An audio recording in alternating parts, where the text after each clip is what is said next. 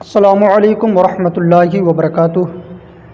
نماز کے اندر دو سجدے کیوں ادا کیے جاتے ہیں؟ نماز کوئی سی بھی وقت کی نماز ہو، 5 وقتہ میں سے دو سجدے ادا کیے جاتے ہیں، اس کی وجہ کیا ہے؟ کس لیے ان کو ادا کیا جاتا ہے؟ اس کی حکمت کیا ہے؟ اور یہ دو ہی سجدے فرض کیوں کیے گئے؟ اس تعلق سے اللہ رب العزت کا حکم سنیں۔ اللہ رب العزت نے کلام پاک میں 17ویں پارے کی سورہ حج آیت نمبر 77 میں رب ارشاد فرماتا ہے، یا ایھا الذین آمنوا ارکعوا واسجدوا واعبدوا ربکم وافعلوا الخیر لعلکم تفلحون۔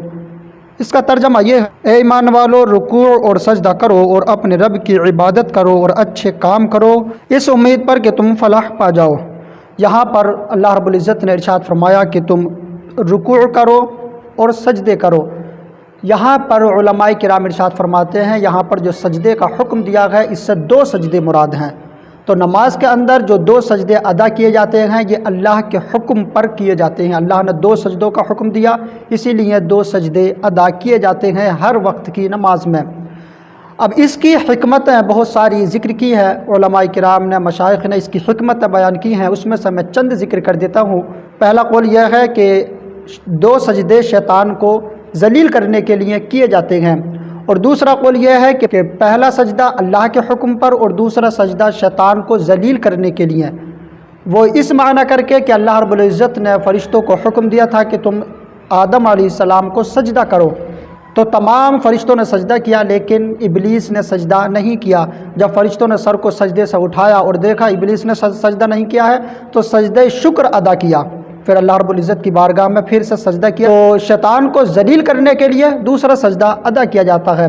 اور تیسرا قول یہ ہے کہ پہلا سجدہ ایمان کا شکریہ ادا کرنے کے لیے، سجدہ شکر ادا کرنے کے لیے کہ مولا تو نے ہمیں ایمان کی دولت سے مالا مال کیا، تیرا شکر ہے۔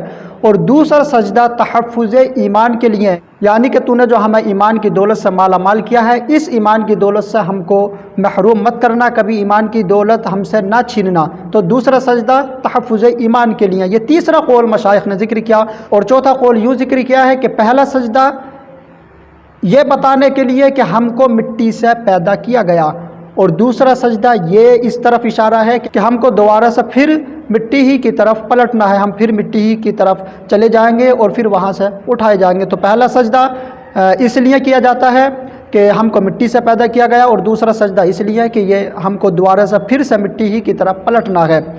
یہ مشائخ نے دو سجدے ادا کرنے کی حکمتیں بیان کی ہیں، حکمتیں، ورنہ تو اللہ رب العزت نے دو سجدوں کا حکم دیا اس لیے ہم دو سجدے ادا کرتے ہیں۔ پھر اس کی حکمتیں یہ ہے، کئی قول علماء کرام نے، مشائخ نے ذکر کیے ہیں، اس میں سے 4 قول میں نے بیان کر دیے کہ یہ حکمتیں ہیں دو سجدے ادا کرنے کی۔ اللہ رب العزت کی بارگاہ میں دعا ہے مولا تبارک و تعالی ہم سب کو 5 وقتہ نماز صحیح طریقے سے ادا کرنے کی توفیق عطا فرمائے۔